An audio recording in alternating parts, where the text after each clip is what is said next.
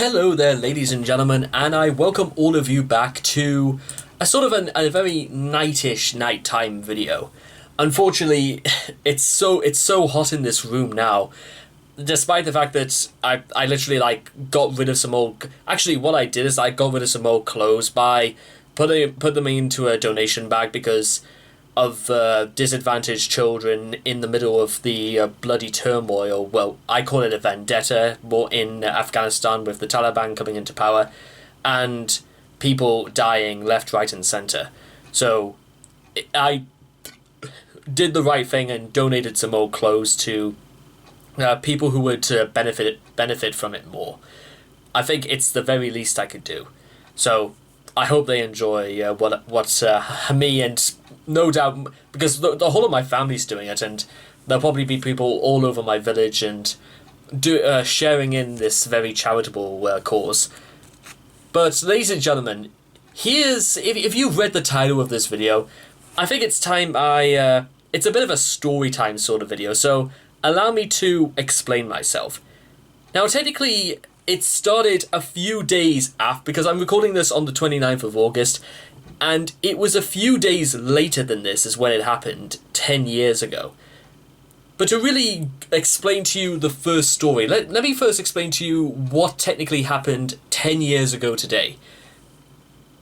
It was my first day back in England after my family had a 2-week holiday in Crete, which is one of the Greek islands. It was a lovely holiday. I'm actually not. I couldn't knock the holiday in any way, shape, or form. It was a beautiful hotel, wonderful staff. The weather was scorching every single day. I made a bunch of loads of new friends whilst in Crete, and everybody was very happy, and everyone had a good time. What happened when I came home was sort of a very different story. For example, I was just about to enter year 9, ladies and gentlemen, and for those who've been through year 9 before in the UK, it's a very, very important time. But the way that let me start from basically the first day back at school, and I was 13 years old when this happened. We were all moving into the upper school because my old school, the system we had is that we had a lower school and we had an upper school. The lower school was for the year 7s and 8s, and the upper schools were for the years 9, 10, and 11, and the sixth form block, which is year 12s and 13s. But what happened, ladies and gentlemen, was that the old school, the lower school, was being knocked down, so all the years were now moving into basically the new renovated school, which it still remains to this day, fortunately. But the first day, it was very, very scary, honestly, moving into what was a much larger building, being surrounded by a lot more people. It was a little bit intimidating at first, especially because of the space that the year 9 students were given as means of recreation for lunch breaks, for break times, and that sort of thing. It was basically what I could only describe as a prison cell block.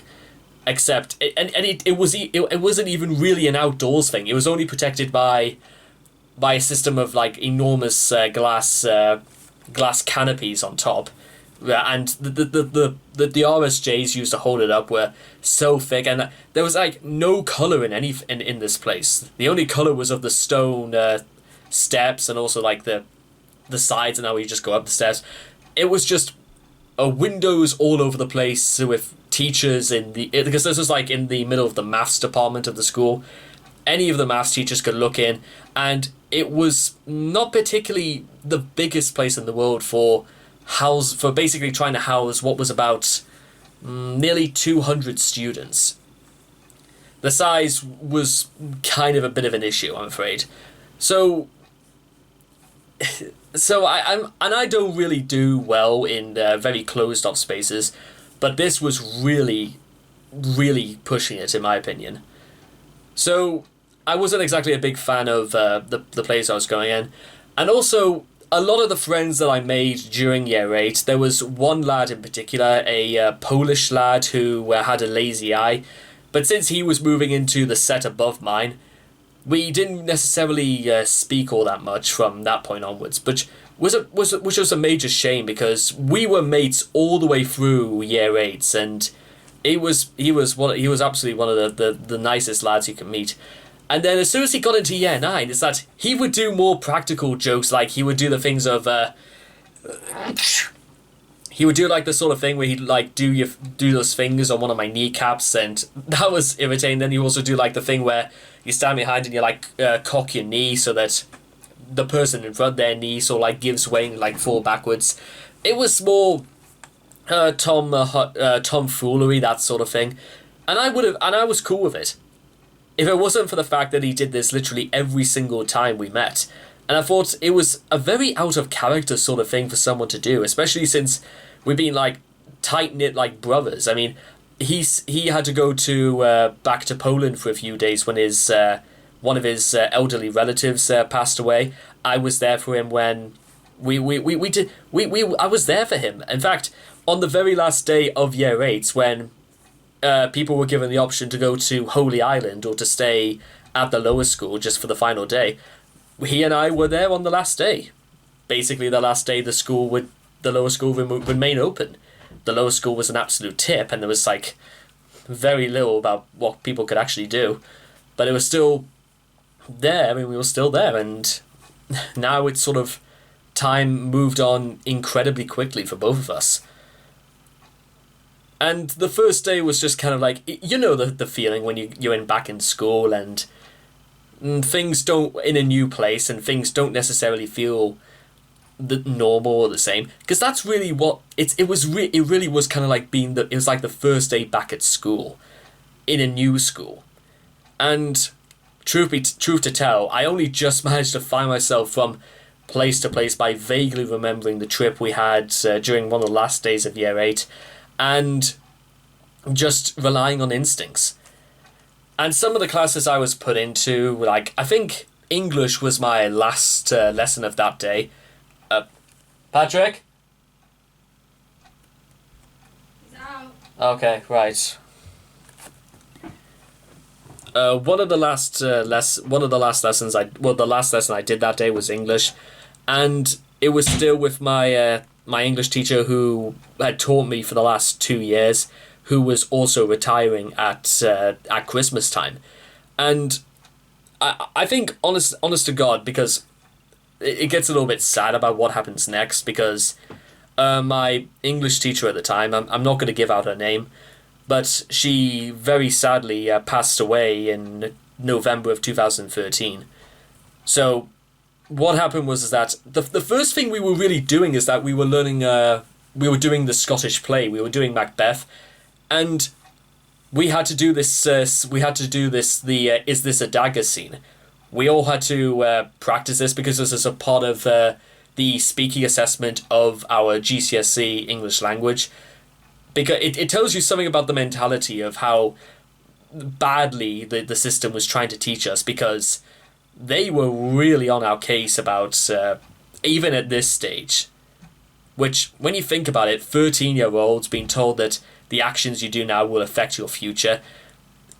Teenagers have enough problems, things, like hormones and all the rest of it, without having to worry about the fact that these things will affect you for the rest of your life. That's not the way to, in my opinion, that's not the way to necessarily, break open kids up to the idea that this is as important as it sounds, because these were still kids, well, teenagers technically, but we were still too young, dumb, and immature, and, well, not everyone was, but you sort of get the idea. It's not something your mind grapples with, because maturity and that sort of thing isn't just something that happens to someone when they get to a certain age. It's something they have to grasp and think for themselves.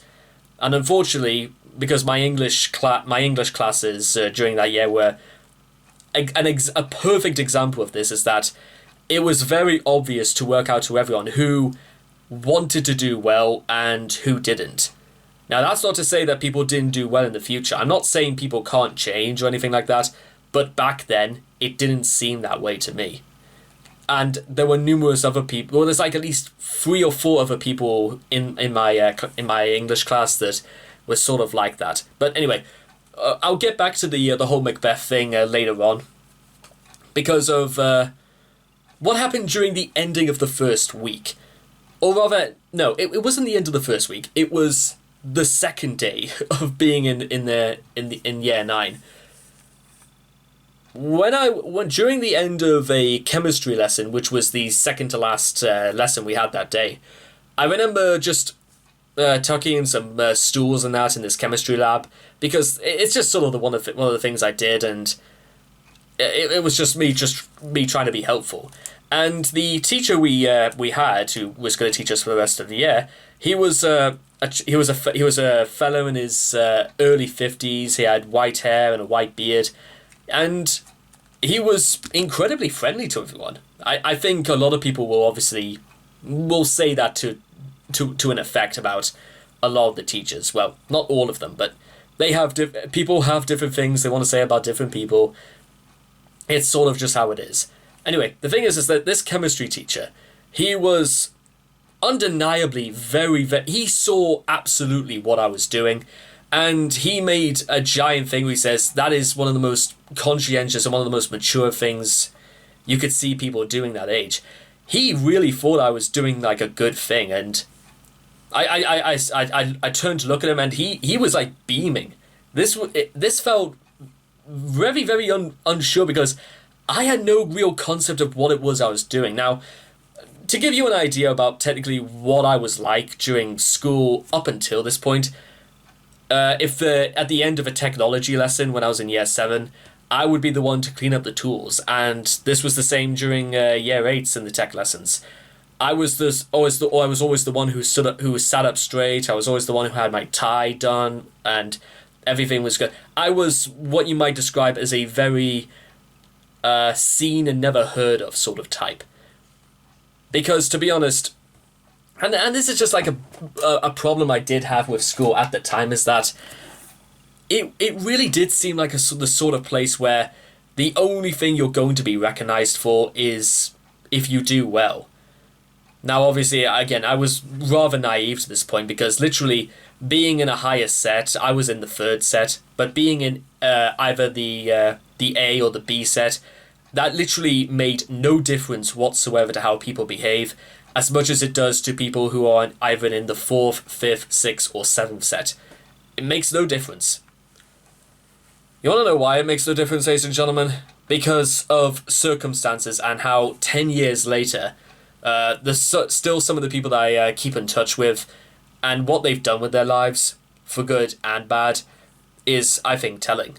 I'm not saying, of course, that there aren't really like many bad examples I can think of. Well, there are certain stories I can tell about people who did some rather stupid things, but that's like getting off topic. So, anyway, back to this chemistry lesson, and I left that lesson feeling rather cheered up, because I didn't really have too much of a good impression about year 9 so far. It just felt like things were just kind of the same before. I mean, the French lesson I had was with this guy who this guy who looked like he just didn't laugh at anything. He supported Liverpool. That's what most people remember him for. Unlike my and I'll have to get to the point where I talk about this guy eventually, because, well, for those who know me, and if we went to the same school, then you'll remember about I don't really want to say infamous, but rather the head of RE, the head of RS, or whatever you want to call it, who was a Mackem. Now, being a Mackem in Newcastle is a very, very bold move, in my opinion. Being a Mackem and the head of a part of the school who was universally hated by the students. I mean, a lot of people did not like his attitude. It's not just that his attitude wasn't bad, but it's rather, I don't know. It's a very difficult thing to explain, because again, dealing with teenagers and all male teenagers, because I went to an all boys school, it's difficult. It's the sort of thing only a Geordie can really understand, but I'm pretty sure that it will be the case for numerous schools all over the country, all over the world for that matter. Anyway, God Almighty, what was the last lesson that day? I'm trying to think. Science? No, maths. Yeah, I think it was maths at the end of that day because the maths teacher I had, he was a really nice man when you got to know him, but you could see he had no way of actually, showing discipline or being able to, actually get kids to be motivated enough to learn anything. Now that's sort of on the people who were in my class as well, but that's just how I was. I completely stopped being good at maths after the end of year 7, unfortunately, and it's just, I never got better at it again, which is sad. But if I could do maths again now, if I could turn back the clock, I probably maybe would have tried to do a bit better at maths at the time. It wasn't so much that I was technically bad; it's just some terminology went completely over my head, and there were certain things I just didn't understand at all.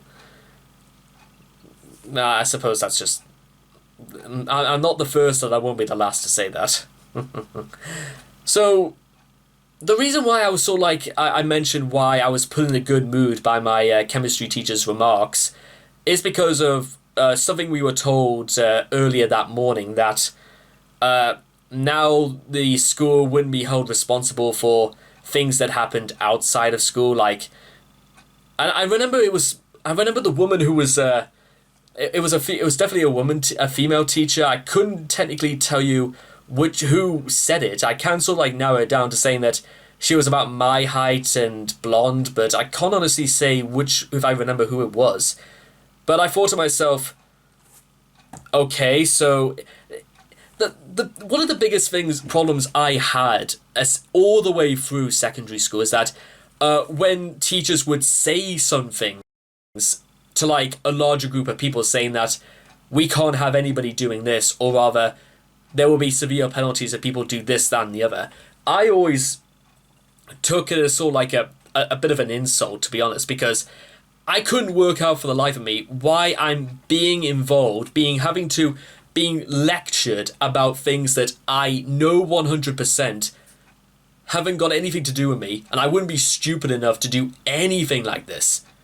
So, and again, well, whether you want to say that's part of autism or not, it was just what happened, and it was something I had to just learn to accept, saying, you know what, that's that. And I wish I know fine well it's the sort of thing that it kind of made me a little bit what I am today, but it's just the sort of thing I don't really like.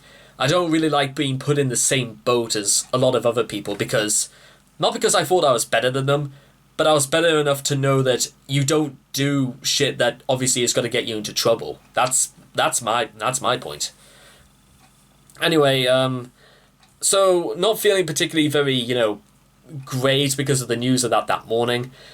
The week sort of dragged on as usually most days, especially when days are so feel the same, and there were such bad things happening the left, right, and the other. When you're not enjoying school, the days can it's like dragging your knuckles against the ground. It's not interesting. You feel very indifferent about all of it, and you just kind of want this business to be over with.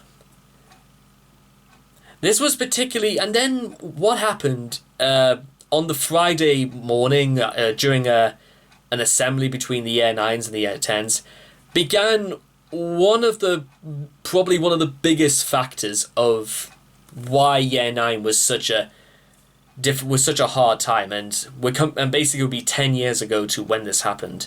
So we were given this assembly, and we were told that there was very exciting news that not only was then Bishop Cunningham coming down to the school, but we also had news that TV personalities Ant and Dec, those who do know that Dec and Donnelly did go to St. Cuthbert's, and everybody was very excited about all this. So everybody was in a good mood, and then we got told about which students would be meeting Ant and Dec, and those who would be receiving, exaltations and congratulations by not only Bishop Cunningham, but by Ant and Dec, and numerous other members of Ofsted, and, members of bodies of education were coming down as well. So it was all very, very, splendid and excellent. And I was not one of them.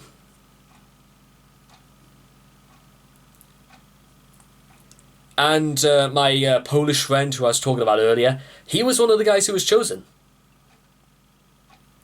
Now, I have to make something perfectly clear, ladies and gentlemen, before we go any further with this.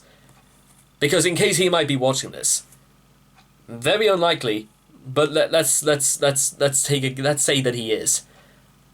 I am not in any way, shape, or form. I did not hold a grudge to him or to anyone else who was chosen. Hell, one of the guys who was chosen, who was renowned as being the smartest kid in the whole of Year 9s, a Japanese boy who was a terrific violin player, who moved schools at the end of Year 9. I think he and his family moved down to London to go to a music school.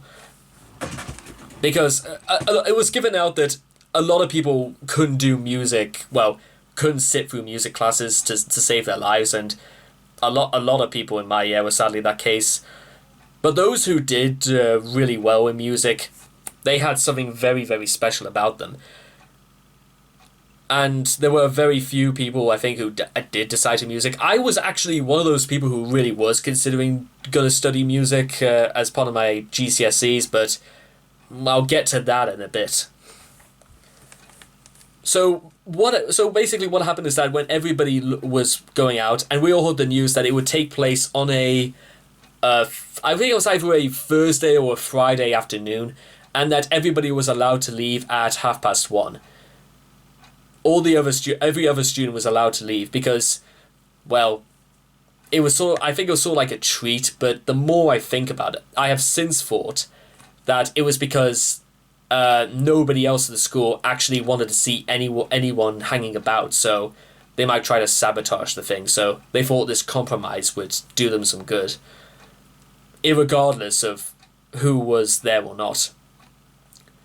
But as I was leaving assembly and about to do my first lesson of the day, I think it was...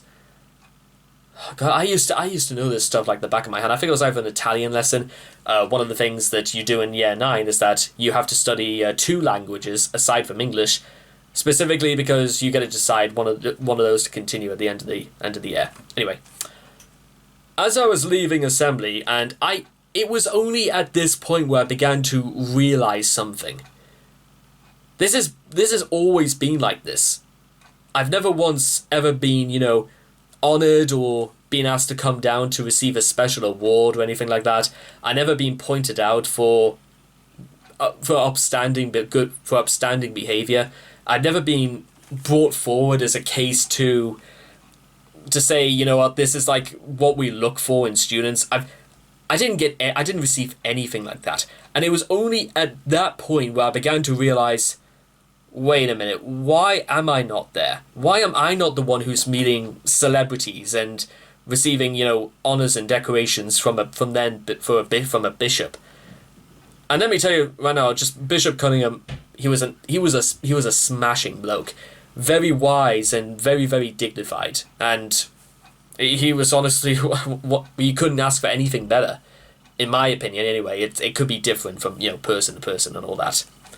So here I was thinking that, what exactly is it that I've got to do, and whether or not, is it just because of grades is why those people were there where they are, and is it why, no matter how good I was, no matter how much I, didn't break the rules, didn't do detentions, didn't get whiteys, didn't do anything like that, why was I not up there?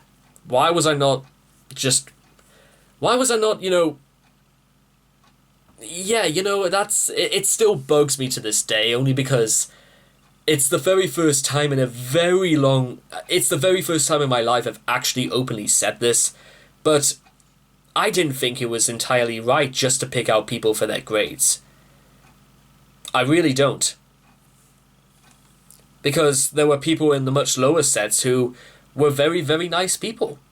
And it kind of set the tone, really, that they don't really care too much. It wasn't so much they didn't care, but rather they prioritized grades above people who would be functioning and very, very open-hearted members of society in the young men that we are. But I didn't feel like a young man. I felt like a very... I felt like a boy. I felt like a child who was just sent away without any supper. And what happened for a long time afterwards, I didn't struggle in classes, but rather I lacked any sort of like heart. I had no love for what I was doing, and unfortunately, when that sort of thing happens, of course you're not going to do well, because what's the point in trying to do anything when, because of who you are, it was almost like becoming like a bloodbath in terms of, when I say bloodbath, when the day because here's the thing, it didn't stop there. About a week later, we missed an entire first lesson because the whole of year 9 and year 10, we were called out to this huge quadrangle in front of the English department, and you have the technology and the science department behind, and we were told to all like line up to sort of like in anticipation of the bishop and all those celebrities and members of the education department and where all the celebrities would be, and because we had a new head of the school, and technically we didn't have a new head of the school. The old head of the school wouldn't retire until the end of year 10. But it was really the deputy head was really the one who kind of like managed everything, which maybe that was why she knew she always got the job. She was a great friend of my dad's. In fact, they even went to college together. But there's more stuff like that on the way, because after going through very boring, rigmarole about things that we wouldn't even be seeing anyway, I think it was like about either Wednesday or Tuesday, I found out exactly why my chemistry teacher was so pleased with me, and because it wasn't really as if like chemistry was ever really a favourite subject of mine. I preferred biology and physics more in a way.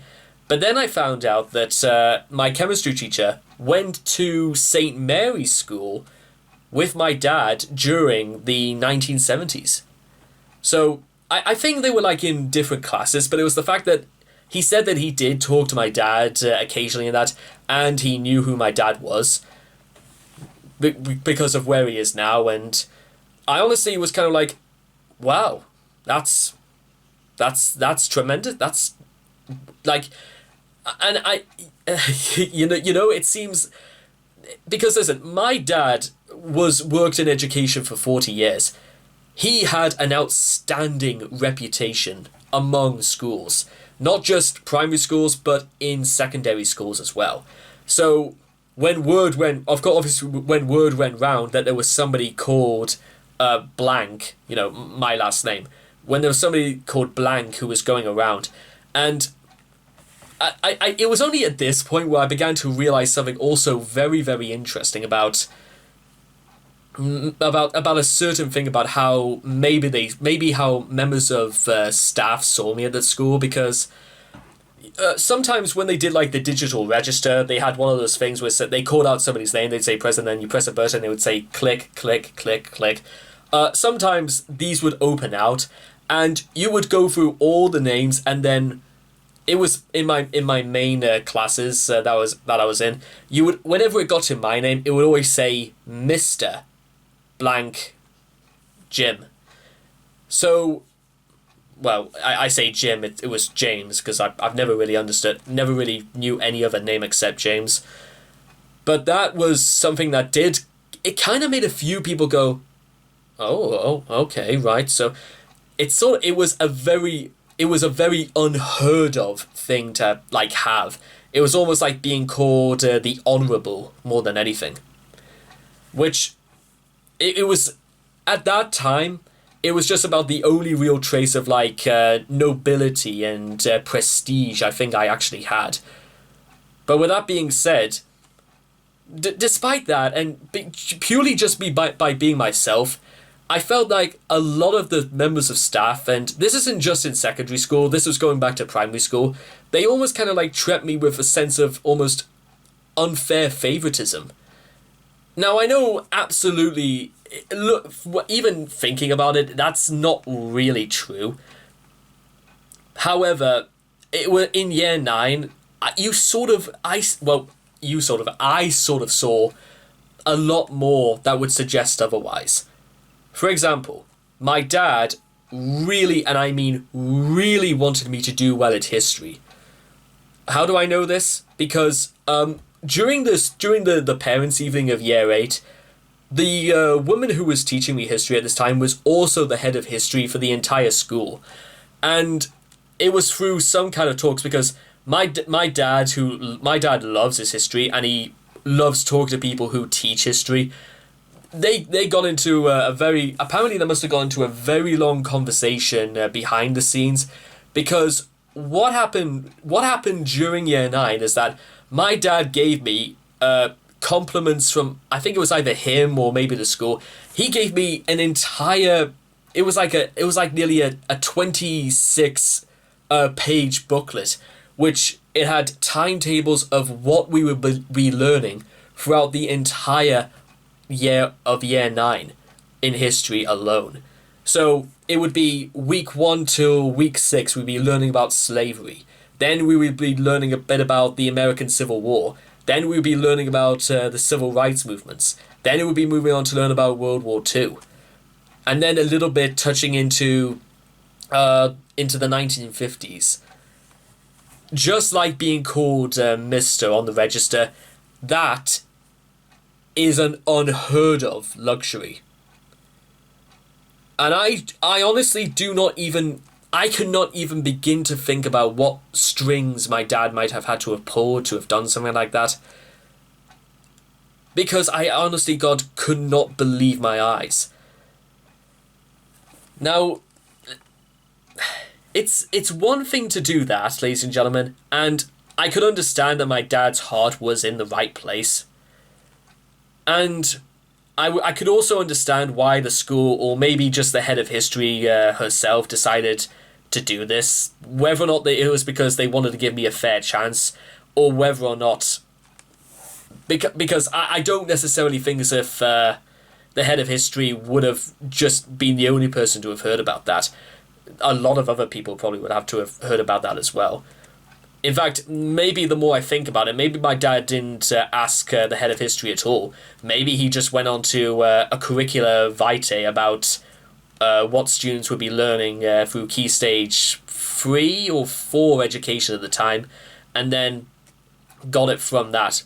Fortunately, fortunately, unfortunately, the head of the education department at that time was Michael Gove, a Conservative MP, and... well, me and my family loathe the Conservatives anyway. And fortunately, or again, rather unfortunately, he was rather a very unenterprising man anyway, so I hardly like to imagine there was any spilled milk or anything lost over this. But even thinking about it now and wondering whether or not this has ever happened, maybe it has happened over at other schools, but to see that, it was awe-inspiring. Now, the history teacher who I was given with that year was a very good one.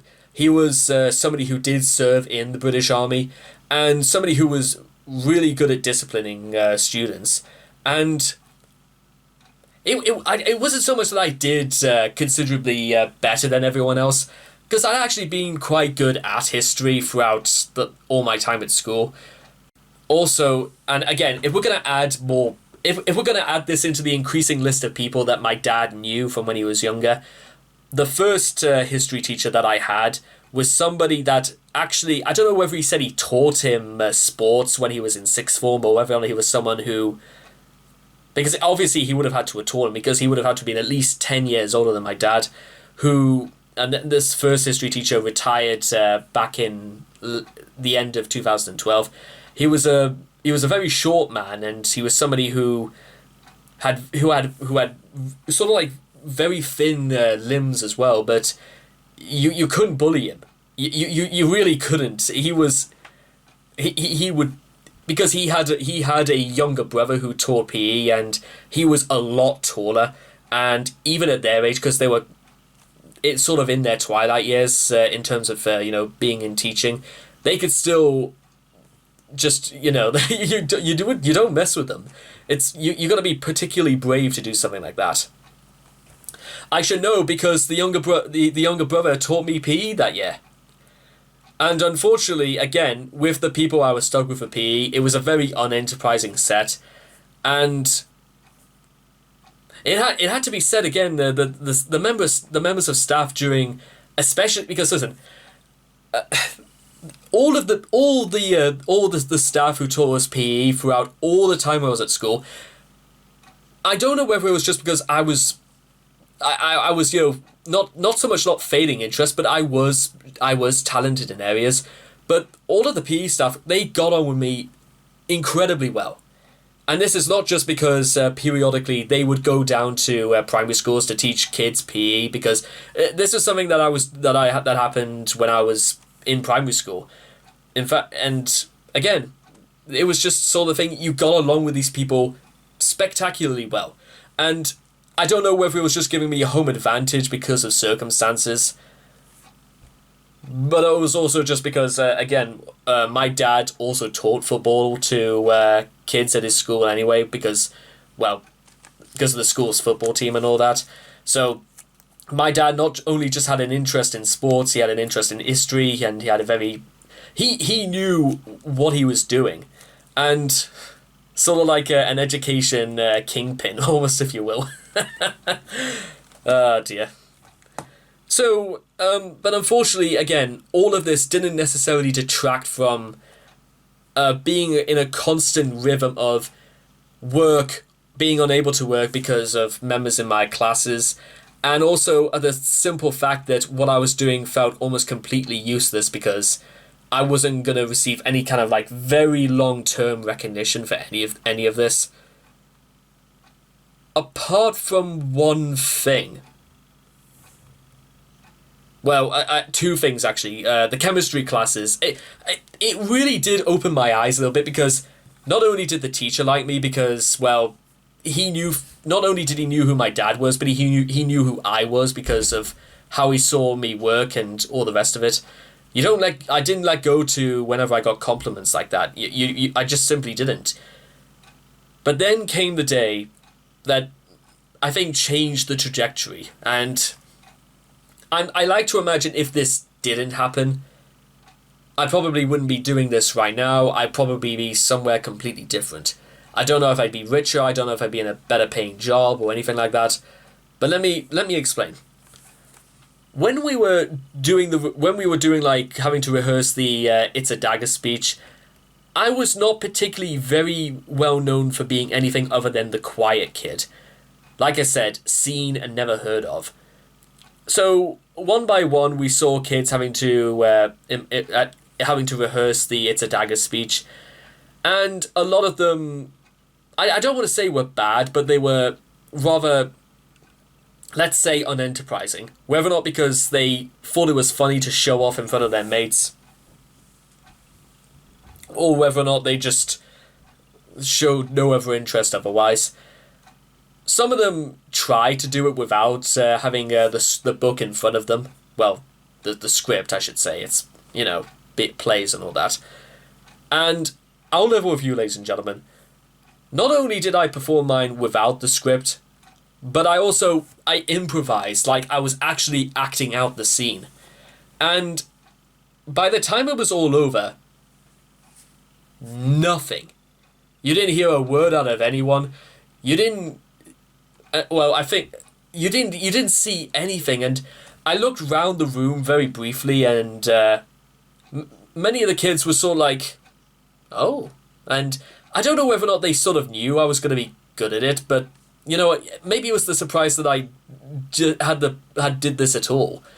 Now, they thought they were okay with this, and then I saw my English teacher. Now, you have to also understand is that my English teacher is Scottish. She probably has seen Macbeth, the Scottish play, many, many times. I like to imagine, anyway. And she was very, very, like, taken aback, like, oh, right, so, wow. Because I hadn't really been, like, too ambitious in English at that point. I sort of, like, got into my own during, like, the later stages of Year 8, only because of the certain things we were doing, and it sort of came about. I just thought to myself, you know what, let's at least try this. It was similar, the fact that I was starting to come into my own during art that year.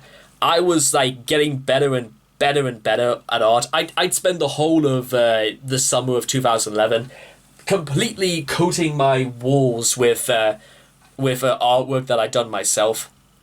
And I don't particularly think I have those stuff anymore, but I was like busy working, and then I work away on stuff like that. And I didn't even realize how strong I would be, because I received a postcard, and it's usually the custom well, certainly in school anyways, that if you did well, you'd be given a bluey, which is just sort of like you did really, really well.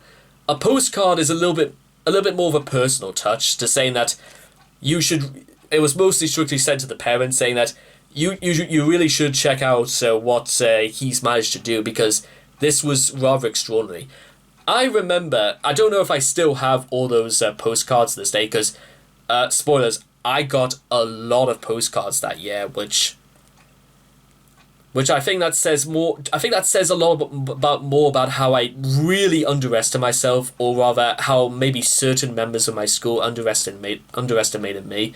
But the point was that I distinctly remember my English teacher saying that, my goodness, I actually didn't even believe you could do it that well. That was really something. And I remember it ended by her saying it was like really something, and it was one of the most. I couldn't quite believe it. You know what I'm saying? Because I feel like this entire thing is turning to like one of those sort of things you would hear on Educating Yorkshire or Essex or Greater Manchester. But anyway, fact of the matter is that I started to get better and better in subjects where I was receiving postcards, because it made me realize that I must have been doing something right, because here was just a list of some of the things that I got better at during Year 9. English, art, not so much music, but biology, chemistry. RS I got better at. Well, I never really was bad at RS in the first place. History and a bit of geography as well. Oh, and also Italian. Italian was just something I was just really, really good at.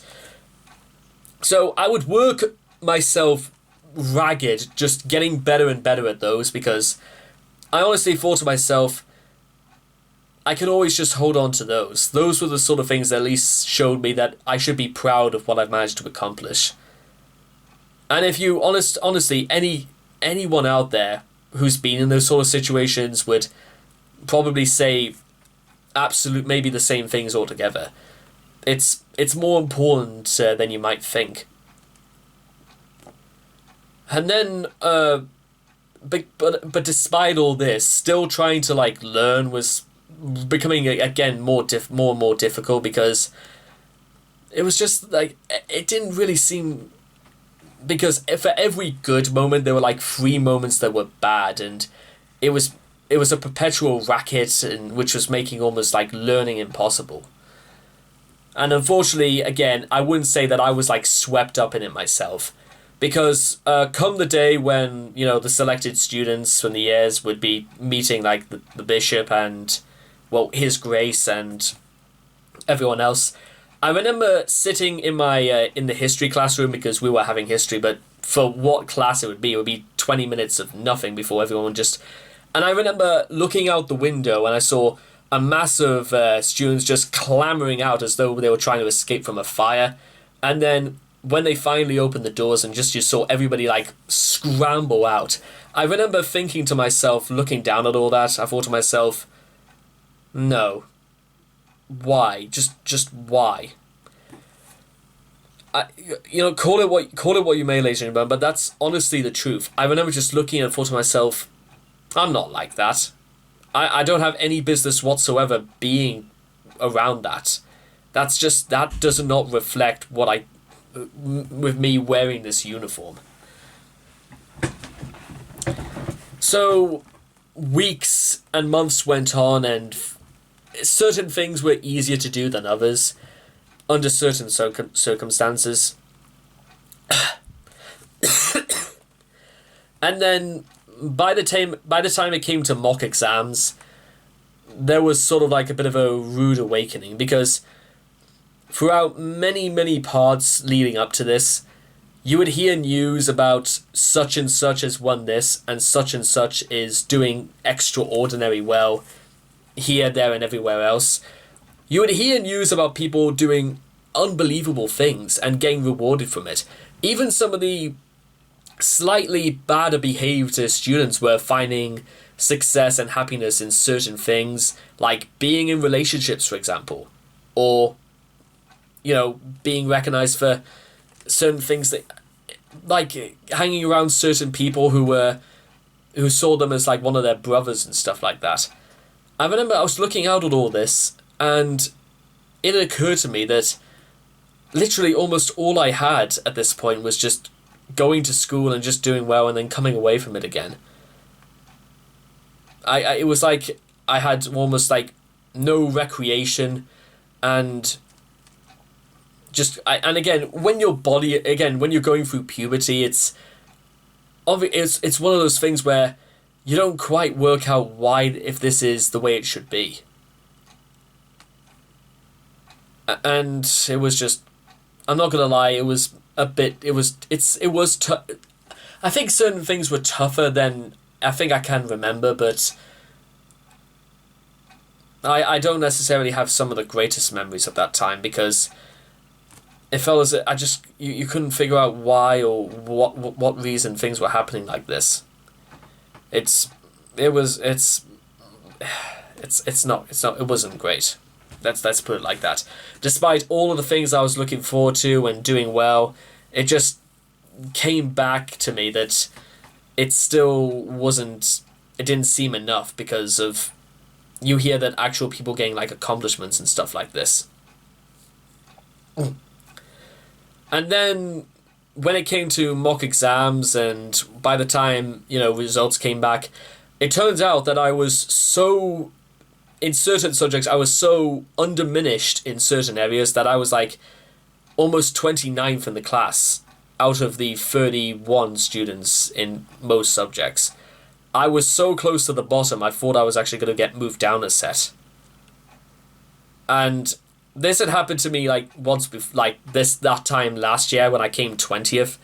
And honestly, the news so badly took my breath away that I sort of like spiraled into a kind of state of depression throughout the rest of February, and then the Lent term, as it was called, because I thought to myself, what's the use? You know what I'm saying?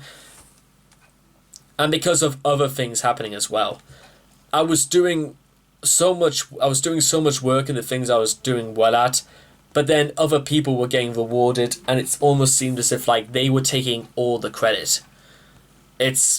I wish I could describe to you specifically how evil that feeling is, because there's nothing worse in the world when all you want to do is just do well, do the right things, and you couldn't, because you were seen to be surrounded by people who made it their mission to make sure that you couldn't feel proud at anything at all. One example of this was when I was in year 8, and despite missing a considerable back in year 8, a week after Christmas, I was very, very sick throughout the first week, because I'd been diagnosed. Well, I didn't find out until Friday I had pneumonia, and I was like going through.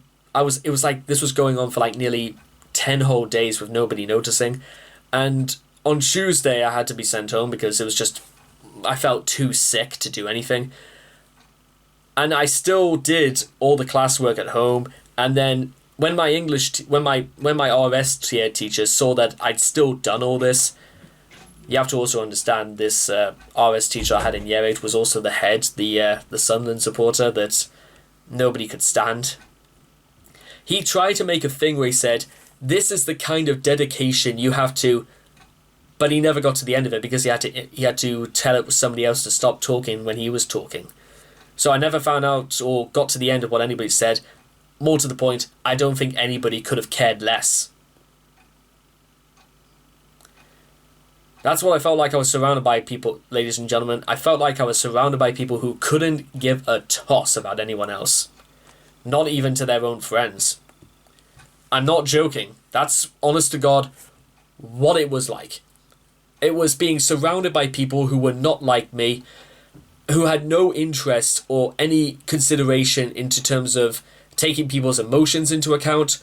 Because people said I was like... I felt like I was... this sort of went as far back when I was at least like 8 years old, and even my parents would tell me that I was very very mature of the way I would speak and take people's emotions into consideration. I've been like that since I was at least 8 years old, 15 friggin' years ago, and it hasn't really changed, to be honest. And neither has really people's attitudes. Some people literally just will be like that and will stay like that for the rest of their lives.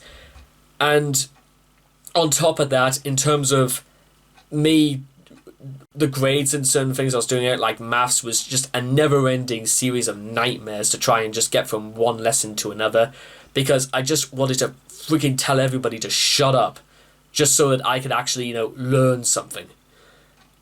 Or even during my PE classes when everybody else was so unbelievably lazy, I honestly just wanted to snap my fingers in their faces saying, just try a little harder.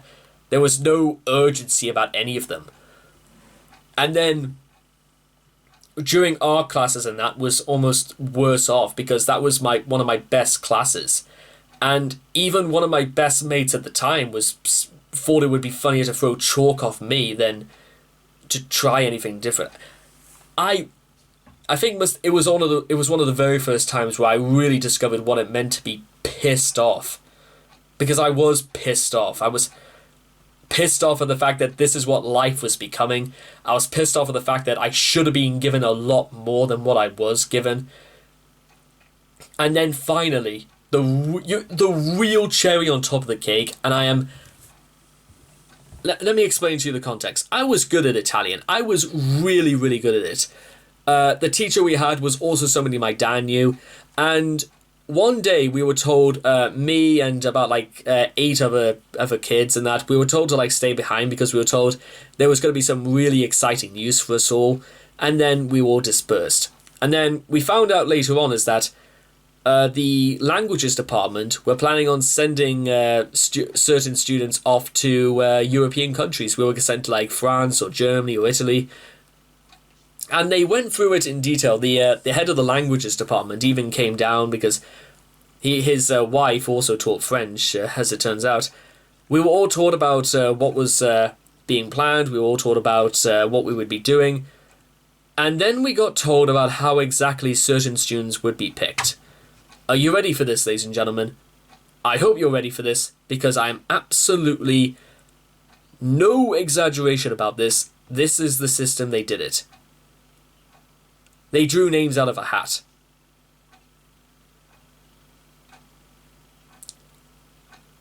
Certain students would be going away on holiday to learn about languages in other countries, and the way they were going to do this was via a lottery. They were going to draw names out of a hat. They would draw 6 or 7 names out of a hat, I think, and if you weren't drawn, you weren't going.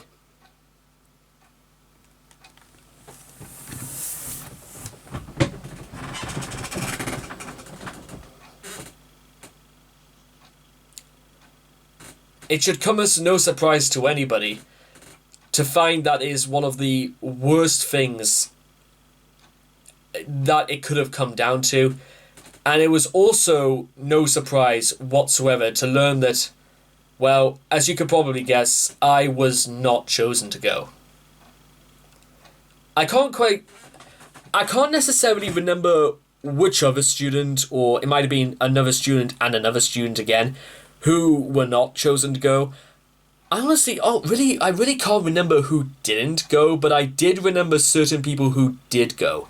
And let's just say, ladies and gentlemen, when I think about it more clearly, they were some of the people who I mentioned earlier who were so lazy and who couldn't give a toss about anything else, that hearing this revelation, that despite everything, despite me putting in the effort, despite me getting on well, despite behaving, despite being intimidated for not doing well, and despite going through all those months and all those years back to at least 2009 of not complaining, not criticizing, getting on with the work, not picking fights with teachers, not picking fights with other students, getting on, trying my best, putting in the effort again, and despite being neglected and felt as if like I was not being taken seriously, they then want to throw in a scenario where it all comes down to luck and reflects nothing on,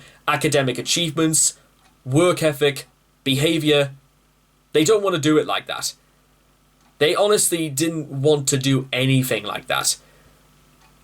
And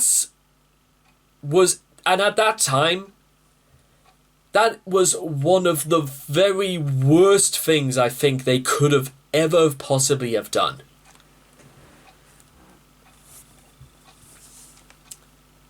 And then I had to sit through hearing about, you've got to make sure to bring your passport, and this is where you would be going, this, and this. They explained all of this. And I sat there honestly thinking to myself, a few thoughts went through my head about, why am I still listening to this? Can I please go? Can I have my lunch? If you don't let me leave, I will force myself out of this room because I do not want to hear a single word out of this any longer. And there were a number of language teachers there as well, including the Macam French, the Scouser French. He wasn't even from Liverpool. He just supported them, and he was also again just disagreeable, just to people who were just being kind to him. So I listened to it, left, and then when I was in because I remember I had an RS lesson next, just after lunch. I remember sitting through it, and then I felt getting very, very worked up inside. I can remember it still. I remember feeling only one thing. I couldn't even remember telling you what we even learned. I think it was like Francis of Assisi we were learning in that lesson. But I couldn't care. I didn't care because why on earth was this happening? This was not happening. I didn't even fully grasp sort of why this was happening. I pulled myself together. I had to force myself not to burst into tears. Just like I'm doing right now, I had to force all of this anger, all of the frustration. I had to force everything out of my system in the only way I knew how. By literally just pretending to be deaf and just pretending as if everything was okay. Because RS really was almost like no different from any other class at this point. Quite frankly, everything just felt like the same. So, and this was like into the next year as well, and this too. And just let me also give you a little bit more extra news if you didn't think this was difficult enough to swallow anyway. Year 9 was also very notorious for a lot of kids getting in trouble on a very, very regular basis. And we also got delivered very... I don't think they were very pretentious the more I think about them, but more about why you have to learn this, this, and this from heads of other departments. Like, the old English head of the department, he wasn't even old. He moved on to teach sixth form at St. Mary's, I think.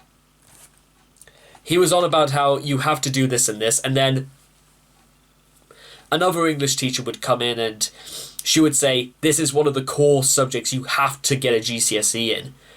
And she was very uptight with a lot of other students as well, but this one just felt like, why are you talking... You know, that's sort of the tone that's the sort of mood I was in at the time. It was sort of like, why are you talking to me like that? I'm not... Do you want me to talk like that to you? You know what I'm talking about? And I think it's very, very natural for anyone to be like that. I was 14 years old at the time. I was going through puberty. I didn't know what the hell was going on with my body. Now, and I was being neglected. I felt like I was being neglected for who I was. And even when it came down to things like, academics or even being a good person, they throw all of that out the window just for a lottery. They were doing all that, and honest to God, I couldn't take it. But again, and this was happening in every single other department, to every other class I was going to. So here I was in RS, I had to fight, almost squirm in my seat to not think about it, to force every last emotion out of my system, because honest to God, I didn't know what I would do next. I'd probably just have run out of the school more than anything, saying that they can shove it up their arse. However, that didn't happen. I stayed in class, I got to the end of it. However, it sort of transpired afterwards that quite a number of people actually kind of saw that I was very uncomfortable during that class. And even the teacher at that time, and the guy who taught us, he was a good sort, in my opinion, because he taught us things. You know what I'm saying? There were plenty of other people. There were plenty of other teachers who would teach you stuff,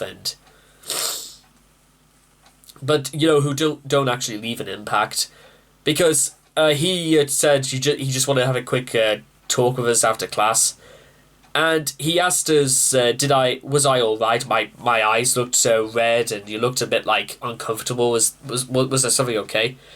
So I just made up some lie saying that a cat smell walked past, because I was allergic to long-haired cats at the time. I still am technically, so I made it as convincing as I could, and he just accepted it and said, okay, just make sure you're okay and all that. So that was more or less the end of it. So when I was going into school the next day, I think this was in the beginning, April or something like that, I was left with one of two options. Either I just get good grades, or I will just completely implode under the stress, under the pressure. And I think, and I wonder whether or not certain other people, consciously or unconsciously aware of where I was at also at the time, because then head of the school, I remember one time he gave an assembly to the whole of Year 9 saying that Year 9 is a year group we take extensive time in looking at, not only because we know there's a lot of there are problems with behaviour and attendance and behaviours in class and that sort of thing, but we also want to acknowledge the fact that all of you will be deciding what you'll be studying for GCSEs coming up. We understand this is it might be a very difficult situation for a lot of people, because you have to learn to accept that you will become men. You are already men at this school. It's just one of the parts of growing up. People change, because you won't be here forever. And I was I was 14 at this time, and honestly, I couldn't agree more.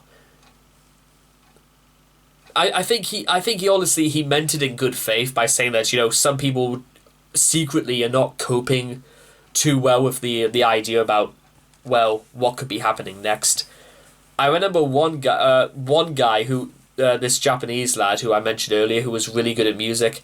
I even remember because we used to do chess club together during lunchtime sometimes on a Wednesday's afternoon.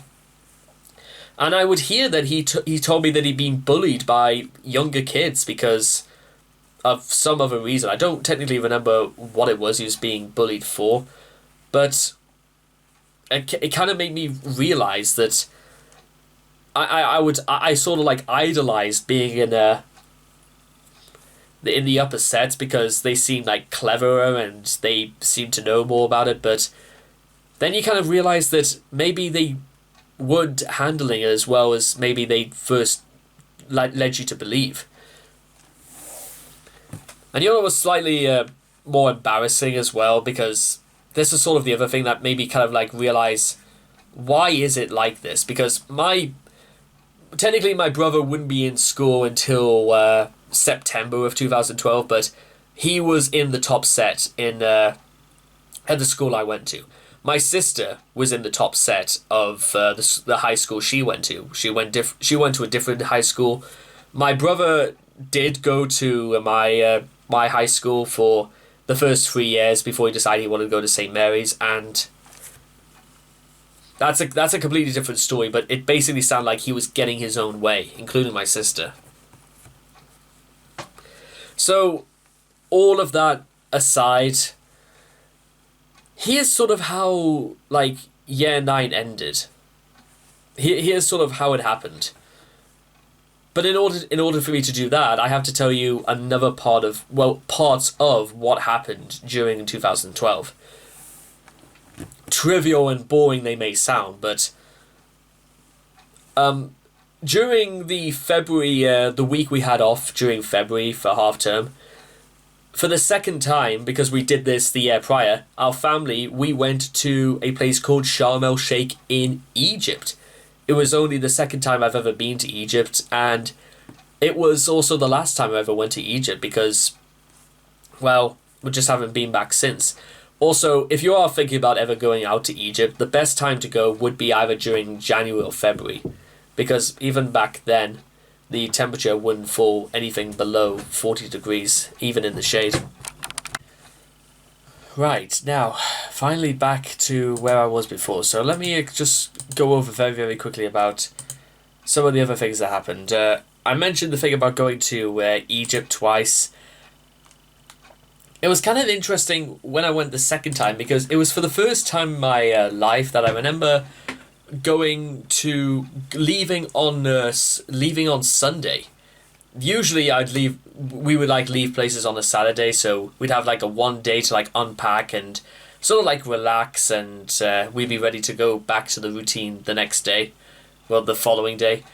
This one, we got back to Newcastle at 9 at night, and everybody just kind of went straight to bed, didn't bother to unpack, knowing we had to get ready for school and work and all the rest of it the next morning.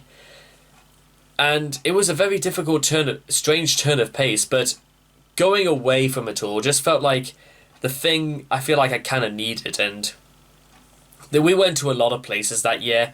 We remember... I don't remember us actually technically going anywhere in the summer, but one thing we did do, ladies and gentlemen, through the... I don't remember if it was the Lenten or... No, it was the 1 week we had during May, between May and June, is that me, my brother, my parents, we went on a Mediterranean cruise. We went from the island of Mallorca. We went to Rome. We went to Naples. We went to a French city. I can't quite remember which one it was. And then we also went to Barcelona. well, we were supposed to have gone to Barcelona, but we didn't know if there was like no coaches available. But we basically spent the day on the beach, somewhere, just probably outside Barcelona, or maybe we just were in Barcelona, because I know Barcelona is actually quite close to the shoreline, if my geography is serving me correctly. It was also the day when my mother decided to tell her fascinating view on European languages, in which she said, in Spain, do Spanish people speak French? Dear old mum. She says a lot of bloody stupid things. But that one was like really, really out there. But the thing was is that was courtesy of my nana, who hasn't been on Earth for the last 6 years.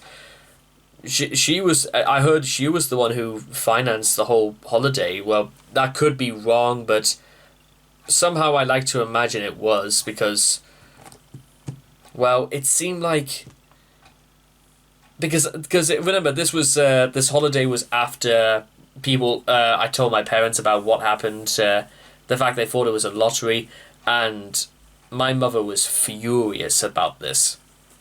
I don't technically remember if my dad was told about this, but apparently I don't know, because I don't think anything like took place, because we just the whole subject was sort of like dropped the next day. But after the holidays and all that, and then basically what happened is that when the next set of mock exams came around, I did tenfold better in everything, and I really mean it. I came first in English. I came first in what else did I come? I came first in art. I did substantially better in maths. I got really high scores on my biology paper. I think I came like something near 6th or 7th in biology. I came 9th in music, and I came third in history, and I came third in geography. I did it was absolutely unbelievable, because I remember when I was doing my English class, we were told to do a Gothic story of like just do a Gothic story, and I worked on this story that I did overnight. I'm not even joking. It was the first time in my entire life I've actually worked through the night, and I got it all done, and it was like nearly 24 pages in length. But the fact is, I think that was what swung it, because we had a new English teacher anyway, and he was one who liked me than probably liked a lot of the other kids in the class. But there we have it, ladies and gentlemen, because I did make new friends during my time in year 9, because we sympathized about how certain things absolutely sucked, and we all acknowledged that how tough things were, because and one guy I remember, we bonded over our love for Top Gear, and we would like quote the show every single day, and we'd talk about cars and all the rest of it. It was honest, and I remember I watched it. I remember I thought I was getting into it so much that I decided to watch Top Gear that year, and it was the one that began with the Lamborghini Aventador, the Noble M600, and the McLaren 12C, all in Italy, and them having to defeat a 458 at Imola.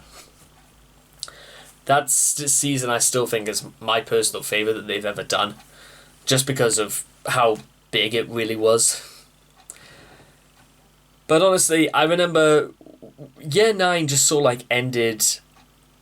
It just sort of ended more than anything, and I remember, curiously enough, coming back from looking back over year 9. There was one place I did remember that did happen, is that we, on the first week of the holidays in summer, we all went back to Ireland, and you wouldn't believe it, but it's nearly been over 10 years since the last time I was in Ireland. We went to Cork that year, which that's literally just at the bottom of the country. So we had to go from Northern Ireland all the way down to Cork, all the way across Ireland. And we stayed there for a week, and it was an old orange house, so that was quite close to a lake. It was a beautiful location. I know it really was. And we also saw the opening to the 2012 London Olympics that year on our last night, and the weather was horrible. The weather really was horrible all throughout that week, apart from the last day, which made it actually worthwhile. I'll be completely honest. It made the whole thing worthwhile, that last day being exceptionally good weather. And that's kind of a bit like Year 9 in many ways. There were lots of there were good moments, most of them were bad, but the good moments totally obliterated all the bad ones. And curiously enough, ladies and gentlemen, the whole experience of everything that I learned throughout Year 9 seems to have stayed. It hasn't given me less hope about what I would do now that I'm in this sort of very similar situation again 10 years later.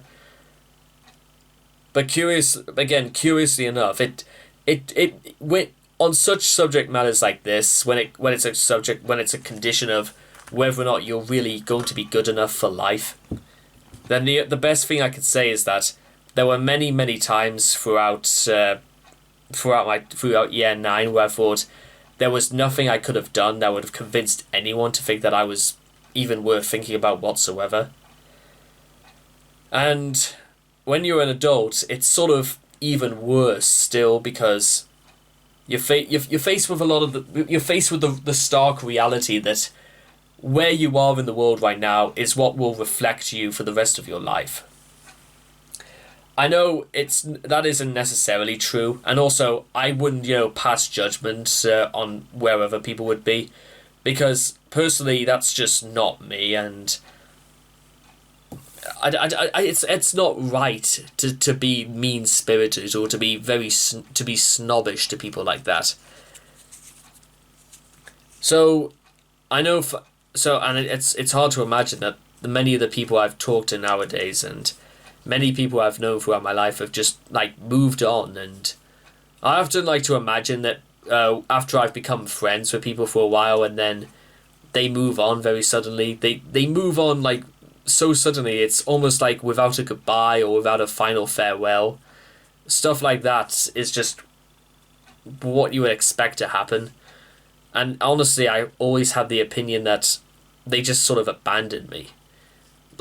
I was more than happy to stay in contact with them, but then they just sort of drifted on.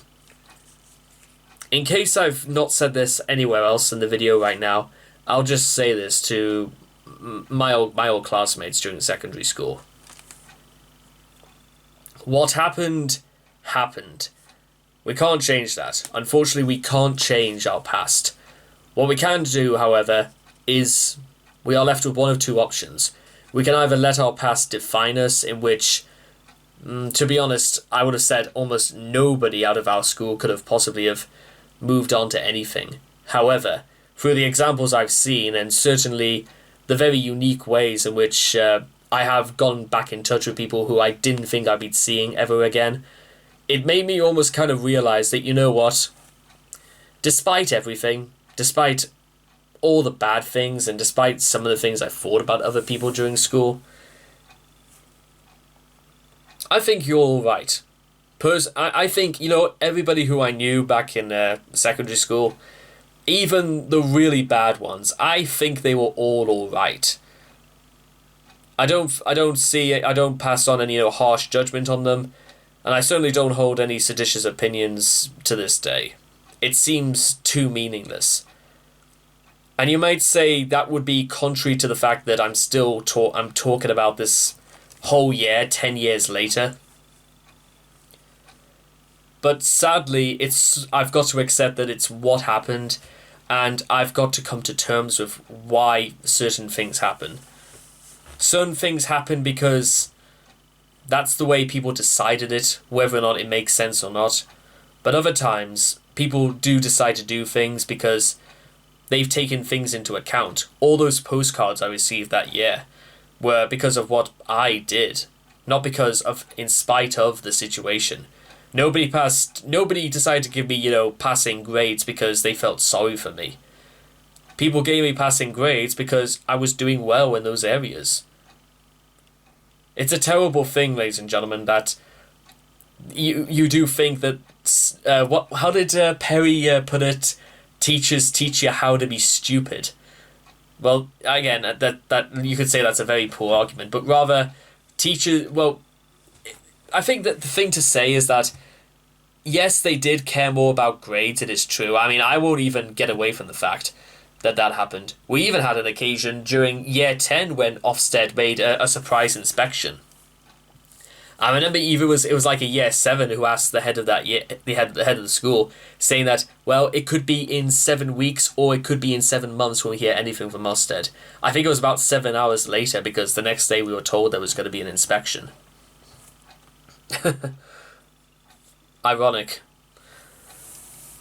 But again, looking back on it and considering where we are now, and considering that, well, I may not be on top of the world now, I might not be even in the best place technically yet, because there's still many things I've got to prove, there's still many things I've got to change about myself if I'm ever going to change for the better.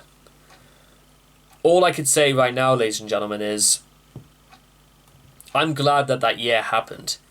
Despite all the negatives, despite all the feelings of misery that went through that year, what happened, and I think I'm just about ready to move on from it.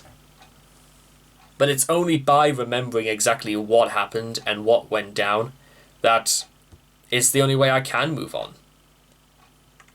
I mean, I'll give you like one let me just give you one specific example just before we go. Let me see, Messenger.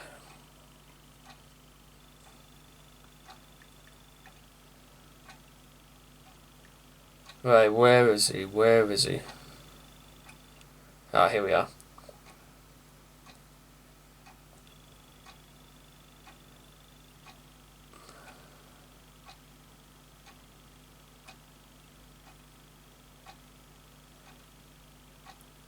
Okay, well, here it is. If this person, I'm not giving out any names, but if this person is watching this and he knows who this is, then, well, I think it's fair enough that people say this. Hey mate, my brother's autistic too, and he dreams of big things just like you. May have been a cock in lower years of school to you, but I'm glad to say I always try and keep in touch, pal. I'll follow your progress, pal. Keep it up, heart. I never, honestly, that's like, because I didn't even know he even had a brother at that point, and you don't actually, I wish honestly I can actually tell you how much that actually touched me with what he said. I try to like message him back in the same way and say that I honestly I accepted his apology, because I really did accept his apology. But I think, again, processing that into one mind honestly made me realize something equally important. Is that maybe back then people might have, the way I saw people and maybe the way they saw me, maybe they didn't think as bad of me as perhaps I thought of them. Maybe that's why I'm saying right now that I don't hold any ill will against any of them. Because people change. People grow up. People mature. And that was one of the most mature things I think I've ever heard in my life. I'm not joking either. Because it takes a lot to say stuff like that. It takes more than maybe I'm trying to like convey here. So again, if you're out there watching this, well, again, that's a big if. I honestly don't know. I think, honestly, I know fine well people have got better things to do with their time anyway than hearing about this. But I'm at least glad that I'm just able to talk about it, because, well, do you see anyone else here? No, sadly not. But aside from that, ladies and gentlemen, because we're coming up to 10 years of that year, I have to sort of, in my mind, accept one thing. There could be very difficult times coming up. There could be moments that will make me feel as miserable as sin. There could also be moments that will make so little sense in the grand scheme of things that I will honestly feel as if I would just give up trying. There are going to be moments like that. There are going to be plenty of moments in the future like that. However, when you're forced into a corner, ladies and gentlemen, when you feel as if there is no hope left, there is always hope. You may feel as if there's no hope, but I'm telling you this now, ladies and gentlemen, because I've been there many times before. There are plenty of ways to crawl back. There are plenty of ways to burn yourself out of the shadows. There are many ways you can stand up and be accounted for. And soon, ladies and gentlemen, we will all one day dream that we will crawl out of the memories of the past. We will stand up all together, and we will all return back into the world of man. I hope you've enjoyed this video, ladies and gentlemen, and I will hope to see you guys again in the next video. Take care, and bye-bye for now.